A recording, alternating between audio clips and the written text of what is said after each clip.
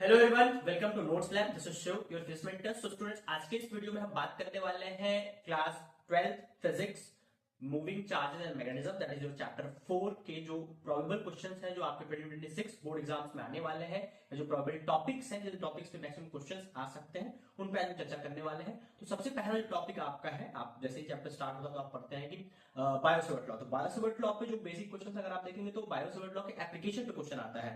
पहला एप्लीकेशन आपका जो स्ट्रेट वायर वाला है या स्ट्रेट कंडक्टर वाला जो एप्लीकेशन है, और साथ ही साथ जब हम एक वायर को सर्कुलर फॉर्म में बेंड कर देते हैं तो मैग्नेटिक फील्ड क्या होगा, उस दोनों पे क्वेश्चंस आते हैं। या हो सकता है कि एक का डेरिवेशन आ जाए, मोस्ट प्रोबेबल है कि एप्लीकेशन बेस्ड क्वेश्चन आ जाए। दूसरा मोस्ट इंपॉर्टेंट टॉपिक है आपका एम्पियर सर्किटल लॉ। अब एम्पियर सर्किटल लॉ का बेसिक स्टेटमेंट आता है, बच्चे कई बार स्टेटमेंट भी नहीं लिख पाते, तो स्टेटमेंट जरूर पढ़ के जाइए एम्पियर सर्किटल लॉ का। और उसका एप्लीकेशन अगर आप बात करेंगे तो एप्लीकेशन में magnetic field due to solenoid की अगर हम बात करें, जो कि एक्सट्रीम एंड्स पे क्या होगा, सेंटर पॉइंट पे क्या होगा, इन दोनों पे क्वेश्चन आए हैं, उसका ग्राफ भी पूछा है। तो इसको एकदम अच्छे से पढ़ के जाइए, एम्पियर सर्किटल लॉ। अब बात करते हैं फर्दर नेक्स्ट टॉपिक की। देखिए नेक्स्ट टॉपिक में कुछ सब टॉपिक्स आ जाते हैं। जैसे अगर आप देखेंगे कि चार्ज पार्टिकल जब मैग्नेटिक फील्ड में एंटर करता है तो क्या बिहेवियर रखता है, तो कभी कभी आपने पढ़ा होगा जब एक चार्ज पार्टिकल मैग्नेटिक फील्ड में परपेंडिकुलरली एंटर करेगा तो सर्कुलर मोशन करेगा। तो सर्कुलर मोशन जब वो कर रहा है तो फ्रीक्वेंसी ऑफ ऑसिलेशन क्या है, टाइम पीरियड क्या है, इस पे भी क्वेश्चन आते हैं। कभी कभी इसका न्यूमेरिकल दे देगा कि आपको टाइम पीरियड निकालना होगा, आपको फ्रीक्वेंसी निकालना होगा, बट इन जनरल केस कभी कभी सिंपल क्वेश्चन भी आते हैं।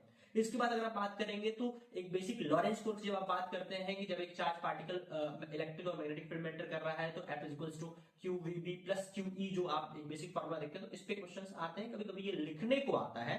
और लास्ट में अगर आप एक टॉपिक देखेंगे तो जब हम एक कंडक्टर को सिंपल मैग्नेटिक फील्ड में रख रहे हैं तो उसमें क्या फोर्स लगता है, that is F is equals to b i l sine theta. और साथ ही साथ अगर हम एक करंट कैरी कॉइल को जब हम एक मैग्नेटिक फील्ड में रख रहे हैं तो उस पर कितना टॉर्क लगता है, उस पर भी क्वेश्चंस आपके आ रहे होते हैं। तो ये कुछ बेसिक बेसिक टॉपिक्स हैं जिसमें क्वेश्चंस आते हैं। और लास्ट वाला जो टॉपिक है उसी का एप्लीकेशन है आपका मूविंग कॉइल गैल्वेनोमीटर। तो उसको बहुत अच्छे से पढ़ना है। मूविंग कॉइल गैल्वेनोमीटर क्यों? क्योंकि moving coil galvanometer long question में बनता है, उसका आपको प्रिंसिपल, कंस्ट्रक्शन, वर्किंग, इस पे क्वेश्चंस आते हैं। साथ ही साथ आपको ये भी पढ़ना है कि अगर एक गैल्वेनोमीटर का कन्वर्जन कैसे हम वोल्टमीटर में करेंगे, गैल्वेनोमीटर का कन्वर्जन कैसे हम एमीटर में करेंगे, क्योंकि ये प्रैक्टिकल टॉपिक है। तो इसलिए कभी कभी इसमें लॉन्ग लॉन्ग आंसर क्वेश्चन में इसको पूछा जाता है। तो ये कुछ आपके इंपॉर्टेंट टॉपिक्स थे चैप्टर 4 के लिए। इन सभी टॉपिक्स पे डिटेल वीडियो आपको जल्दी मिल जाएगा। बाकी फर्दर टॉपिक्स के लिए या फर्दर इंपॉर्टेंट जो भी आपके बोर्ड एग्जाम से रिलेटेड है, तो आप तब तक के लिए keep watching, keep learning notes lab. Thank you.